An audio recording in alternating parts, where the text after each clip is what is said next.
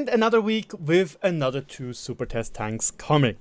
Well, after the letdown of the Charme-Rat with the Peaky Blinders, in my honest opinion, I am a little bit skeptical about these 2 tanks because, you know, with the Charme-Rat I was like, dang, that thing looks spicy. I am looking forward to it to play it for real. And then they nerfed it.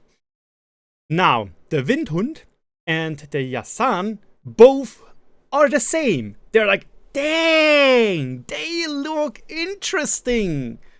I'm like, oh well, I guess they will get nerfed again. And before anybody of you thinks, wait a second, that's an R design in the Windhund. No, it is not an RD, it is actually a TD. That's a little oopsie by Wargaming. As is the oopsie that we don't know how long it takes to go into and out to siege mode. But hey, at least we have somewhat correct, what's it called, assets this time around. So, let's commence with the Windhund, or the Greyhound for you English-speaking people. First things first, this thing will most likely be part of the Blitzträger or Waffenträger event in fall or autumn yet again, because the other things are called Windhunde. You know, when you're fighting the Max von Krieger, you know, you're fighting as the Windhunde, the Greyhound. So that is like the perfect premium for that event. So yeah, it is a 320 alpha gun. It is a 105mm gun. It has pretty darn good penetration on AP, mind you, with premium rounds being APCR. It has 2400 DPM, which is 450 DPM more than what the Kanonenjagdpanzer 105 has. It has pretty darn good aim times, 1.4 seconds. It has great accuracy, 0.28, 10 degrees of gun depression, and it goes 15 kph in its funny mode modus. Why is that important? I know a lot of friends of mine and also viewers which are saying, oh my god, I can't play the Stridsvagn, 103, S1, the Kust, etc. I can't play them without turbo because they're so slow in this movement mode. Like, it's so bad, I can't get out of cover, blah blah blah blah blah. With that thing, I don't think that's an issue, because 15 kph, that is what back in the days the T95 was driving before it got buffed. You know, Pepperidge Farm remembers. So that is pretty okay. It also has gun traverse limits of -8 and 15 degrees, which means it has asymmetrical gun angles, not like with the Kanonenjagdpanzer, which has 15 to both sides. Interesting, nevertheless. The top speed of 50 kph and 30 kph in reverse, these are both fine. They're not good, but they're fine. Feels very similar to the Let's Stridsfordon. You know, the new 120mm little square. I guess that's why they have a square here. It has 22 HP per ton ratio, which is pretty nice, meaning that you will reach your top speed without any issues. And it has 1200 hit points, which is a little bit awkward for a proposed super light tank destroyer. It also has 50mm in the front, 30 in the back, and 30 in the sides. Which is interesting though, like, is this 50mm and this is 50mm? Is this in the front like based armor? Kind of looks like it. Or is it just 50mm and 50mm? Is it enough to auto bounce? I don't think so. It looks not acute enough. Or maybe this looks acute enough, but this isn't. Maybe this is 30mm, this is 50mm. We'll have to see when the tank comes to live servers. Regardless, on paper, it looks spicy, and I will most likely look forward to this tank.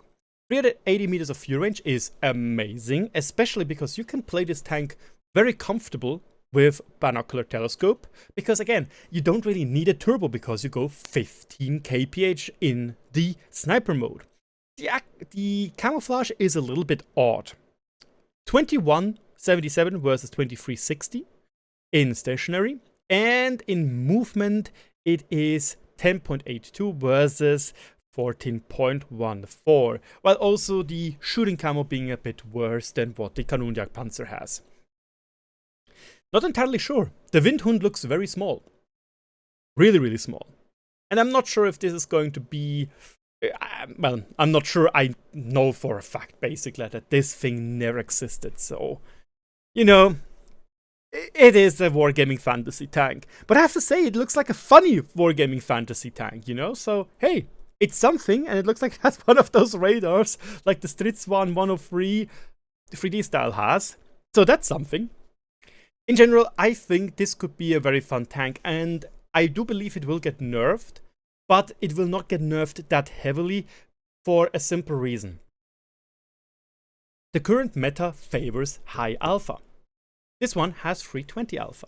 That is not high, that is low. Meaning that the average player will have issues performing in this vehicle, meaning that it will most likely not receive that many nerfs. But let's move over to the Jasan. I don't think it's Jasan, so please, my Czech viewers, educate me if it's really just Jasan or Jasan, I don't know.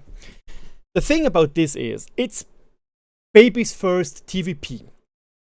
It has a 4-round autoloader, it has 1.5 seconds interclip, it deals 300 damage resulting in 1200 burst in 4.5 seconds. It has around 2400 DPM, a little bit less. So, yeah, that's nasty. That is really, really darn good. Because, again, 1200 damage. That is nothing to laugh at, especially on Tier 9. Yeah, obviously the Cobra can still delete you, but the Cobra is an outlier, you know. Jasan, on the other hand, looks like a very, very comfortable tank. Penetration is almost identical to the Skoda, aka it is identical for premium and HE rounds. As we already discussed, the reload is a little bit longer because it has one more round, but it's very little, it's only 4 seconds longer. It has 4.5 seconds to empty the complete clip compared to the 3.6, but again, the Skoda has only 3 rounds, not 4. You have 2.1 second aim time, which is a tiny bit better, but you are a tiny bit worse in accuracy values. It has 8 degrees of gun depression, which is pretty comfy, and it is an autoloader on Tier 9, meaning it gets a fantastic field modification called New Aiming Gears, which allows you to buff this after firing penalty number. And even if you want to go fully ham into it, not only can you use a vertical stabilizer, put it down even further, you can also use improved rotation mechanism and a vertical stabilizer to put this number very, very low, meaning that follow-up shots with 1.5 seconds interclip will most likely be doable. It also has 55 kph in top speed, which is really comfy in my opinion for such a tank. It has 25 HP per ton ratio, which is great, not as good as the Skoda T50. 20 in reverse, sounds also fun. 1600 hit points is totally a-okay, and the armor is also pretty darn nice. 80mm on the hull, it is angled, meaning you will get probably a lot more bounces than what the Skoda has to offer with its 65mm paper armor. Yes, 40mm on the side, so you won't be bouncing a lot there. Maybe the Skoda here is better because of its acute angles, which can result in auto bounces. But the turret has 160mm in the front. That is pretty darn good, meaning even probably Tier 7 tanks can bounce when you go full hull down with this thing. So, yeah, the Jasan looks very, very spicy. And that's the thing. I believe the Jasan will most likely get a hefty nerf, because just from looking at the paper stats, it's too good. It's just too good. It's a baby TVP. It is quick enough. It has really good burst potential on Tier 9. I don't see this thing staying that way. I really don't. So let me know in the comment section below if you think it is going to stay that way or not, and what you think about these tanks. And do you agree? Is this going to be a Waffenträger event vehicle or something different? My name is RagingRaptor, thank you so much for watching, and I see you around.